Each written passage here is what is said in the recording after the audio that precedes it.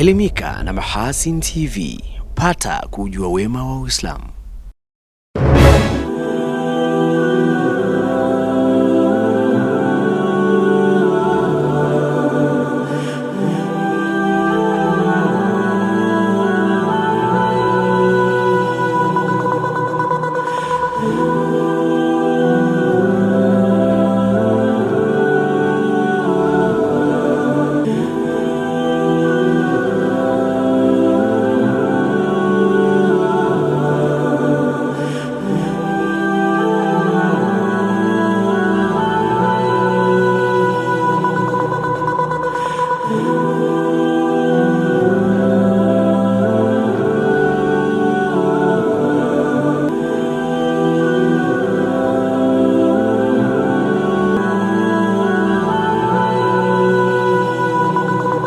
Assalamu alaikum wa rahmatullahi wa barakatuh. Haligani mtazamaji wa Mahasin TV popote pale ulipo, karibu katika kapu la habari. Mimi Hilal Seif Riyami ndio kusomea habari za kitaifa, na katika habari za kimataifa utakuwa naye Zuberi Mgaya. Awali ya yote tunaangazia muhtasari wake. INEC yaridhishwa na ujenzi wa vituo vya wapiga kura 83 kati ya 90 wilayani Tanganyika mkoani Katavi vilifutwa kwa mujibu wa sheria ya serikali za mitaa. Maandalizi yaendelea katika sehemu mbalimbali nchini kuelekea uchaguzi mkuu wa Jumatano hii ya Oktoba 29. Na katika habari za kimataifa, shule zote nchini Mali zimefungwa kufuatia uhaba mkubwa wa mafuta.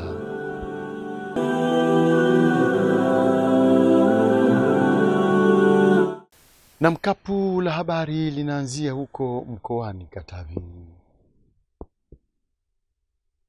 Mwenyekiti wa Tume Huru ya Taifa ya Uchaguzi, Jaji wa Rufani Jacob Mwambegele, ametembelea na kuridhishwa na kasi ya ujenzi wa vituo 83 kati ya 90 vya wapiga kura wa kata za Ilangu, Upwaga, Bulamata na Mishamo zilizopo halmashauri ya wilaya ya Tanganyika mkoani Katavi, ambavyo vilifutwa kwa mujibu wa sheria ya serikali za mitaa sura 287.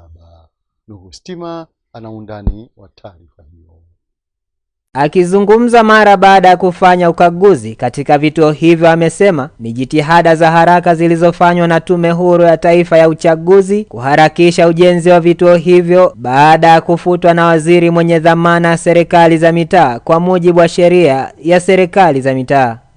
Tume Huru ya Taifa ya Uchaguzi imetoa matangazo, yani bahati nzuri tuliruhusiwa kuingia kwenye maeneo ya makazi na kutoa matangazo kwamba wapiga kura ambao walijiandikisha na ambao wako na daftari la kudumu la wapiga kura watakuja kupigia kura sehemu gani. Kwa hiyo wananchi wanajua, wanaufahamu ambacho Tume Huru ya Taifa ya Uchaguzi imejitahidi kuweka vituo hivi karibu na kila eneo ambalo vituo vimefutwa. Aidha, Jaji Mwambele amepongeza kasi ya ujenzi wa vituo hivyo na kusema wananchi wamekuwa na uelewa baada ya kuhamishwa vituo hivyo kutokana na matangazo yaliyotolewa na Tume Huru ya Taifa ya Uchaguzi. Kufuatia tangazo la Tume Huru ya Taifa ya Uchaguzi, kuna baadhi ya vituo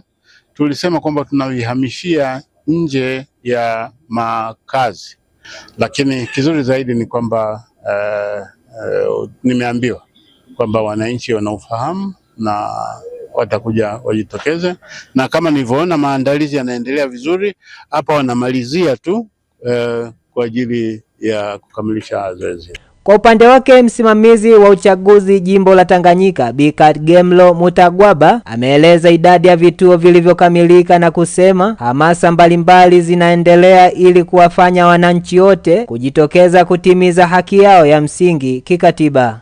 Hapa tulipo vipo vituo 37 vya kata ya Ilangu na Ipwaga, lakini katika uwanja wa shule ya msingi Luhafwe jirani na hapa kuna vituo vingine 46 vya wazi vya kata ya Mishamo na Bulamata. Vituo vilivyobaki, vituo vipatavyo 7 vitakuwa kwenye madarasa ya hiyo shule. ili kuunda hesabu inayofanya vituo 90 kwa kata zote 4. Hamasa kwa sasa zinaendelea. Tunashukuru uongozi wa makazi umeturuhusu jimbo, tunaendelea na hamasa ili kuweza kuwawezesha wananchi kutumia haki yao ya kupiga kura tarehe 29 mwezi wa 10 2025. Katika kipindi hiki cha kuelekea kuhitimisha kampeni za uchaguzi na kupiga kura Oktoba 29, Jeshi la Polisi mkoa wa Mwanza limeendelea kuimarisha mifumo yote ya ulinzi na usalama wakati wote ili kuhakikisha amani inatawala kabla, wakati na baada ya uchaguzi. Zuberi Mgaya ana taarifa kamili. Hayo yamezungumzwa na kamanda wa Jeshi la Polisi mkoa wa Mwanza, naibu kamishna wa Jeshi la Polisi DCP Wilbord Mutafungwa, wakati akizungumza na waandishi wa habari kuhusiana na masuala ya ulinzi na usalama kuelekea katika siku ya uchaguzi Oktoba 29 mwaka huu 2025. DCP Mutafungwa ameelezea hali ya ulinzi na usalama ndani ya mkoa wa Mwanza ilivyoimarishwa katika mifumo yote ya ulinzi. Hali ya usalama katika mkoa wa Mwanza imeendelea kuwa shwari na Jeshi la Polisi limeendelea kuimarisha ulinzi na usalama wakati wote, ambapo vyama vya siasa vinaendelea na kampeni za kunadi sera za vyama vyao kupitia mikutano mbalimbali ya kampeni ambayo imeendelea kufanyika katika mkoa wetu. Hali kwa ujumla imeendelea kuwa salama. DCP Mutafungwa amewataka wananchi kushirikiana na Jeshi la Polisi pamoja na vyombo vingine vya ulinzi na usalama kwa kutoa taarifa za kihalifu na uhalifu ili kuendelea kutunza na kudumisha amani iliyopo nchini. Tunaomba wananchi watakao kuwa na taarifa mbalimbali zinazohusiana na uhalifu na wahalifu au taarifa zinazoonyesha kuwepo kwa vitendo vya uvunjifu wa amani, basi mara moja wasiache kutoa taarifa kwa Jeshi la Polisi, ambapo tumejizatiti kila mitaa, lakini wasiache kutoa taarifa kwa viongozi wa serikali na vyombo vingine vya usalama ambavyo pia viko kazini.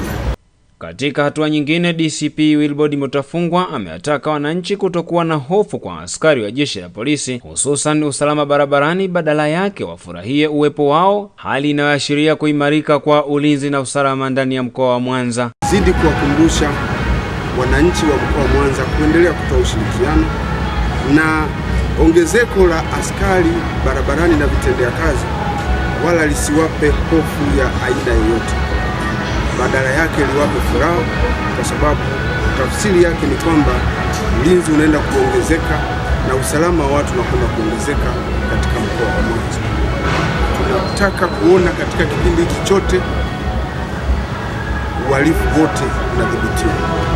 Nako mkoani Mtwara, wasimamizi na wasimamizi wasaidizi wa vituo vya kupigia kura jimbo la Mtwara mjini wamekula kiapo baada ya kupatiwa mafunzo tayari kwa shughuli za uchaguzi, wakisisitiza kuzingatia sheria, kanuni na miongozo na maelekezo waliopewa wakati wa mafunzo ili kusimamia zoezi la uchaguzi mkuu wa Jumatano hii ya Oktoba 29.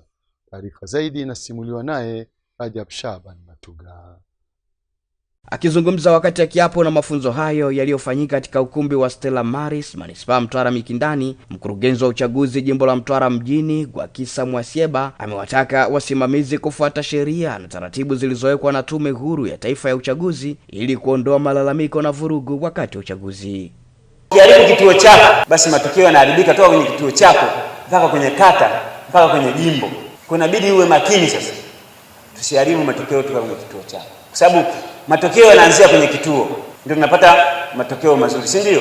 Hata hatua na taratibu hizo ndio msingi wa uchaguzi huru na wa haki, na hatimaye kupunguza au kuondoa kabisa malalamiko na vurugu wakati wote wa mchakato wa uchaguzi. Someni kwa umakini katiba, sheria, kanuni, miongozo na maelekezo mbalimbali yaliyotolewa na yatakayotolewa na tume, na ulizeni ili mpate kufanuliwa kwenye maeneo ambayo kwa namna moja au nyingine pengine yatakuwa na changamoto za kufahamu. Wametuelekeza vizuri sana kwamba siku hiyo watu wenye mahitaji maalum, wazee, watu wasioona, watu wenye watoto, na mama wenye ujauzito, tuweze kuwapatia kipaumbele. Wote tumefundishwa hivyo, kwa nadhani tutaweza kwenda kufanya vizuri zaidi. Ni watu wote wanakaribishwa kuja kupiga kura kwa sababu kura ni haki yao. Wito wangu kwa wananchi wote wa halmashauri ya manispaa Mtwara Mikindani, siku ya tarehe 29 wajitokeze kupiga kura kwa sababu kura ni haki yao, waje kufanya maamuzi kwa ajili ya kesho yao.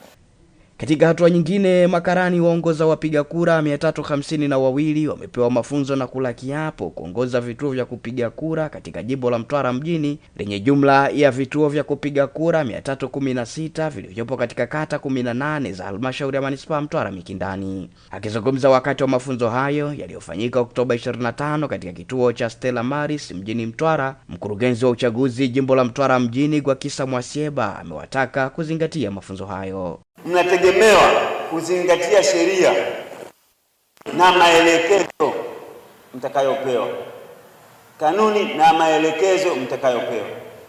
Usifanye kitu bila maelekezo utakayopewa, na ukipewa maelekezo fanyia maelekezo utakayopewa ili kukamilisha kutokana na kanuni tulizopewa. Afisa uchaguzi ameeleza tupo wengi na vituo vinavyo vichache, kwa hiyo juhudi yako, waledi wako ndio utakao kuteua, lakini tusifanye yani unafanya zaidi ya jinsi ulivyopewa. Kwa hiyo tufanye kutokana na waledi uliopewa. Mengi tumejifunza, ikiwemo kutokuegemea upande wote wa chama cha siasa, lakini pia kuwa asili ili kwenda kutenda zoezi letu la uchaguzi tarehe 29 kwa haki.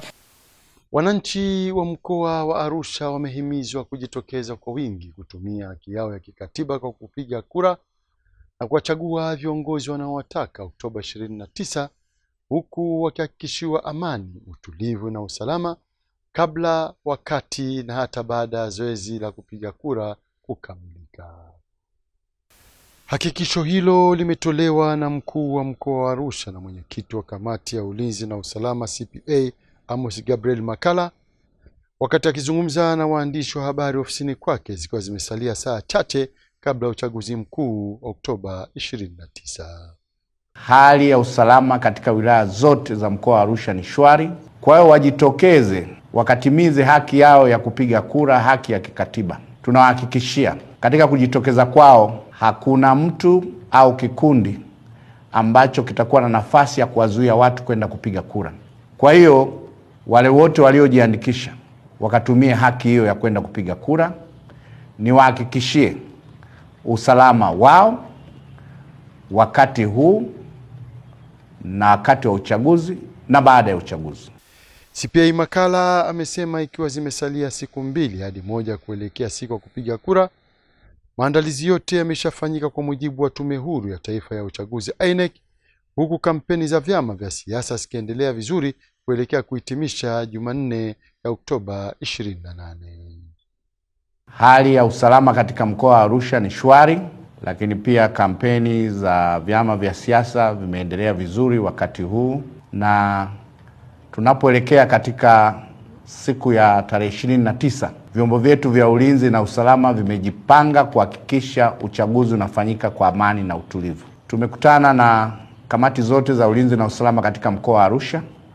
Nimejiridhisha kwamba kampeni zimeenda vizuri kwa amani na utulivu katika majimbo yote. Mkoani Tabora, maandalizi yote yamekamilika kuelekea uchaguzi mkuu wa Jumatano Oktoba 29 katika majimbo ya Manonga na Igunga wilayani Igunga mkoani Tabora, yenye jumla ya wapiga kura 273,076 watakaopiga kura katika vituo 728. Saidi Kapalila anatuarifu zaidi. Akitoa taarifa juu ya maandalizi kuelekea uchaguzi mkuu wa Oktoba 29 mwaka huu, msimamizi wa uchaguzi katika majimbo ya Manonga na Igunga mkoani Tabora, Hamisi, amesema tayari vifaa vyote vinavyohitajika vimeshapokelewa. Vifaa vyote viko tayari, vimepokelewa na zoezi la kusambaza kwenda kwenye vituo linaendelea. Maandalizi yote yamekamilika, kinachosubiriwa ni uchaguzi kufanyika. Kwa upande wa wapiga kura katika majimbo yote mawili, tuna jumla ya wapiga kura 273,273,076. Hao ni wapiga kura, na kwa ujumla kwenye majimbo yote mawili tuna idadi ya vituo vya kupiga kura 728. Vituo vyote vipo tayari kwa ajili ya kupokea wapiga kura katika zoezi la upigaji kura ifikapo tarehe 29 Oktoba 2025. Aidha, katika hatua nyingine, msimamizi wa uchaguzi katika ngazi ya vituo 2912 vya halmashauri ya wilaya ya Igunga wamejengewa uwezo kupitia semina elekezi, huku wakitakiwa kusimamia uchaguzi huo kwa weledi kwa kuzingatia taratibu za Tume Huru ya Taifa ya Uchaguzi. Isipate watu wanaofananisha uchaguzi huu na ile wa serikali za mitaa au wakafananisha na chaguzi zingine za mwaka 2020, utakosea. Kwa hiyo tuwe attentive, tusikilize, na kama hujaelewa uliza sana, usiashumu. Hapa hakuna kitu cha kuashumu, kwa sababu kila kitu unachoenda kujaza ni unachokifahamu na ulichokipata sasa. Kwa hiyo mimi naahidi na niwatake mkafanye kazi kulingana na jinsi ambavyo mtaelekezwa. Usiharibu kitu usipokijua, usifanye. Yaani na usifanye afu kaa kimya. Usifanye afu uliza. Kwa upande wao, baadhi ya washiriki wa mafunzo hayo wameeleza utayari wao kuhakikisha uchaguzi huo unafanyika kwa uhuru, haki, amani, wakiwahimiza wananchi kujitokeza kwa wingi kupiga kura. Tunaanza kupata mafunzo na tunamshukuru Mwenyezi Mungu, amewawezesha wawezeshaji wetu, wametuwezesha vyema. Hivyo tumejiandaa kikamilifu kwenda kusimamia uchaguzi sawia na maelekezo tuliyoyapokea. Tunawaasa wananchi wote, jitokezeni kwenye vituo vya kupigia kura, kwa sababu wawezeshaji na wasimamizi wa upigaji wa kura tumejipanga vizuri na kukuelekeza na kutoa msaada the way utakavyoweza kupiga kura. Tumeshajipanga sisi kama sisi tayari, tuna wasimamizi wakuu kama wasimamizi wakuu, lakini pia wasimamizi wasaidizi, lakini pia na makarani tayari tumeshajipanga vilivyo kwa ajili ya kuhakikisha kwamba raia wote au wapiga kura wote wanakuja kupiga kura kwa wakati sahihi na bila kupoteza muda, na kuhakikisha kwamba kila kitu kinaenda sawa kutokana na ratiba ya uchaguzi wa taifa. Ikiwa imesalia siku moja kabla ya uchaguzi mkuu, tayari makarani 728, wasimamizi wa vituo 728 na wasimamizi wasaidizi 1456 wilayani Igunga wamekula kiapo cha utii na kujivua wanachama wa vyama vya siasa tayari kwa uchaguzi. Kutoka Tabora, Saidi Kapalila, Mahasin TV.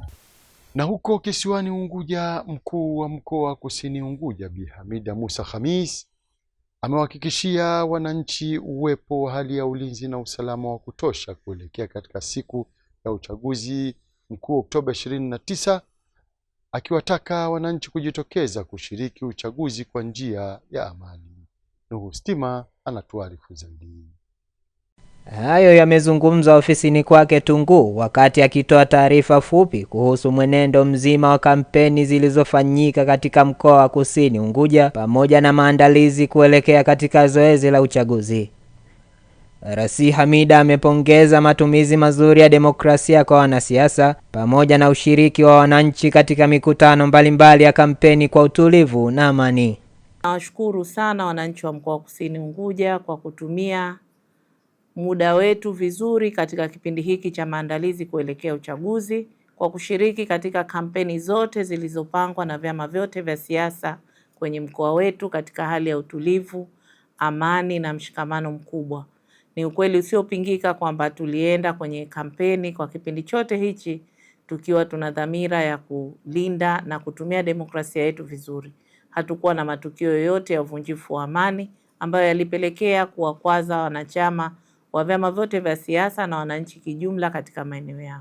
Rais Hamida amewataka wale wote wasiohusika na kupiga kura ya mapema Oktoba 28, 2025 wazingatie maelekezo kutoka kwenye mamlaka ya uchaguzi ili kuepuka kuvuruga utaratibu uliopangwa. Nichukue nafasi hii pia kuwashajihisha sana na kuwanasi wananchi wa mkoa huu kwamba ifikapo tarehe 28 kutakuwa na kura ya mapema, na kura hiyo ni maalum kwa watendaji na vyombo vya ulinzi na usalama. Kwa hiyo wale wote ambao hawahusiki na kura ya mapema, naomba nitumie nafasi hii nikiwa mwenyekiti wa kamati ya usalama ya mkoa wa Kusini Unguja kuwaomba sana wananchi tuendelee na shughuli zetu tarehe 28, lakini siku yetu tuliopangiwa wananchi wote ni tarehe 29. Ni wanasi mfike katika vituo mapema. Sisi kamati za usalama mkoa na wilaya tunahakikishia usalama katika maeneo yetu yote. Aidha, RC Hamida amewaonya watu wenye nia ovu ya kutaka kuvuruga na kuhatarisha amani ya nchi katika siku ya uchaguzi. Hatua kali za kisheria zitachukuliwa dhidi yao ili kuepuka migogoro inayoweza kulitumbukiza taifa kwenye machafuko. Wale wote ambao wana dhamira zisizokuwa thabiti na nzuri kuacha mara moja, kwa sababu vyombo vyetu vya ulinzi na usalama viko macho nyakati zote. Lakini tunapomaliza kupiga kura tukaendelee na shughuli zetu. Ni siku nyingine kama nyingine. Hakuna tofauti zaidi ya kwenda kupiga kura. Kwa hiyo ukimaliza rudi nyumbani, na kwa wale ambao wana shughuli zao za kijamii basi wanaendelea na shughuli zao, tukiwa tunajiandaa kusubiri matokeo kwa ngazi zote. Hata baada ya kumaliza uchaguzi na matokeo yatakapoanza kutangazwa, ni waombe sana wananchi wale ambao wanashinda wafurahi kwa kuzingatia usalama na amani ya wengine. Na kwa taarifa hiyo kutoka kisiwani Unguja ndio kunahitimisha kapu la habari kwa habari za kitaifa.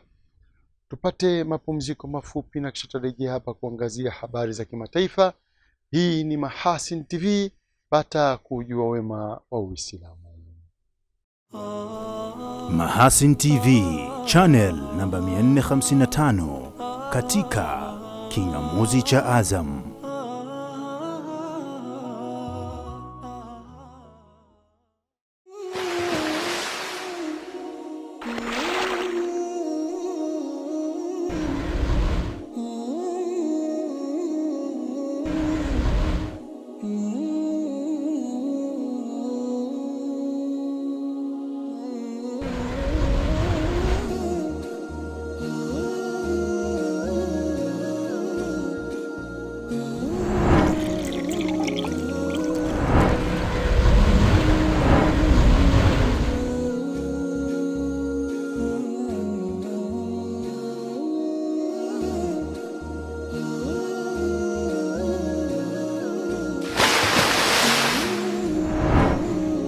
Kunywa maji safi na salama ya uhai.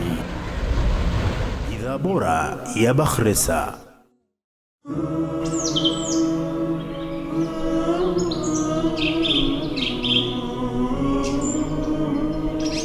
Mahasin TV, pata kujua wema wa Uislamu.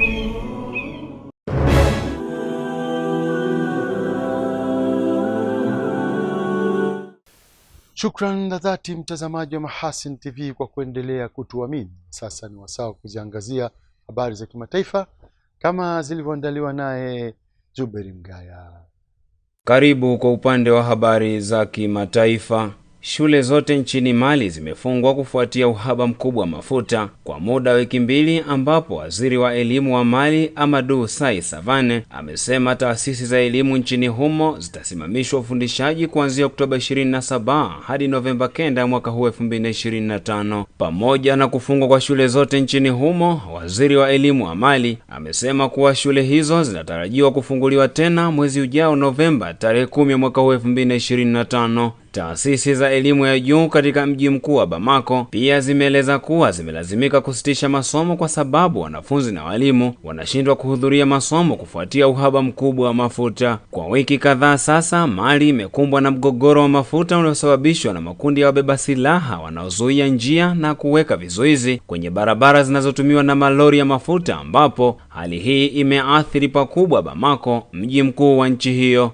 Misururu mirefu imeshuhudiwa kwenye vituo vya mafuta, huku usafiri wa umma na teksi za pikipiki zikiwa zimetatizika sana na kuacha mitaa ya Bamako yenye watu wengi kuwa tulivu isivyo kawaida. Kwingineko, kundi la wanamgambo wa kikosi cha msaada wa haraka RSF limedai kuiteka kambi ya jeshi la Sudan SAF kwenye mapigano yaliyobamba moto Oktoba 26 mwaka huu 2025 katika mji wa Al-Fashir, jimbo la Darfur kaskazini mwa Sudan. Msemaji wa wanamgambo wa RSF amesema kwamba wapiganaji wa kundi hilo wamefanikiwa kutoa kambi hiyo ya jeshi kwa kuvunja mgongo wa jeshi la Sudan na washirika wake na kudhibiti kikamilifu. Video iliyorushwa katika mtandao wa kijamii na RSF inaonyesha wapiganaji hao wakisherekea mbele ya kambi hiyo ya kijeshi. Wanamgambo wa RSF wameidhibiti kambi hiyo ya jeshi la Sudan baada ya siku kadhaa za mapigano makali. Duru za kijeshi aidha zimeeleza kuwa licha ya wanamgambo wa RSF kutoa kambi hiyo ya jeshi la Sudan, lakini hakukuwa na mwanajeshi yeyote wakati wa operesheni hiyo.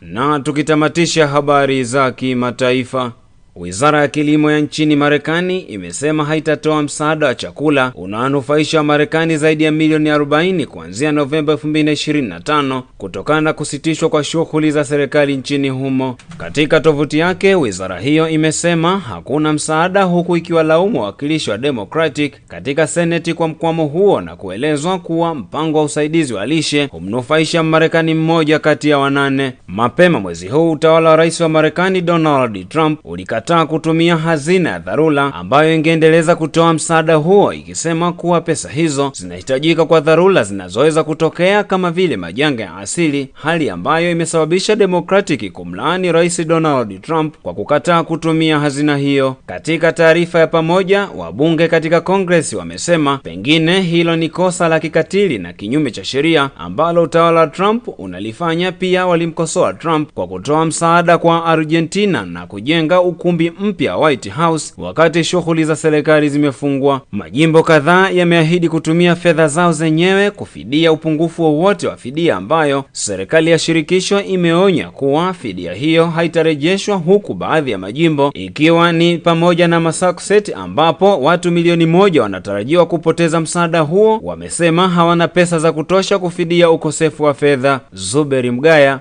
Mahasin TV. Shukran Zuberi Mgaya kwa habari za kimataifa. Na kabla tujahitimisha kapu letu la habari, tujikumbushe miongoni mwa habari tulizokuwa nazo.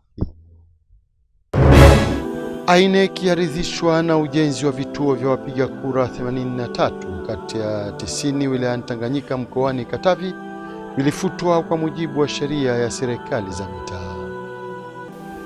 Maandalizi yaendelea katika sehemu mbalimbali nchini kuelekea uchaguzi mkuu wa Jumatano hii ya Oktoba 29. Na katika habari za kimataifa, shule zote nchini Mali zimefungwa kufuatia uhaba mkubwa wa mafuta. Na mpaka hapo ndo tunafika mwisho wa kapu la habari. Inshallah pata majali wake Maulana. Ungana nasi hapo kesho muda na wakati kama huu. Kwa niaba wenzangu wote waliofanikisha kuleta kapu la habari, mimi Hilali Sefuria nilokusomea habari za kitaifa, na katika habari za kimataifa ulikuwa naye Zuberi Mgaya. Kutakie utazamaji mwema wa vipindi mbalimbali vinavyoendelea hapa Mahasin TV. Pata kujua wema wa Uislamu. Wabillahi taufiki, wassalamu alaikum warahmatullahi wabarakatuh. Asante, uwe na wakati mwema.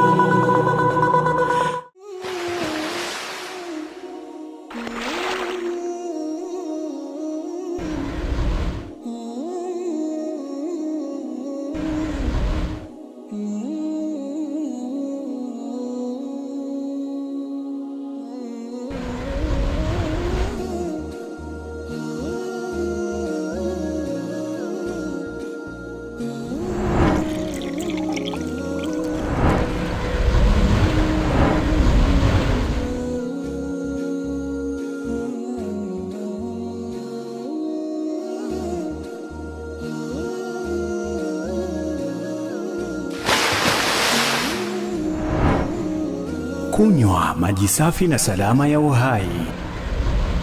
Bidhaa bora ya Bakhresa.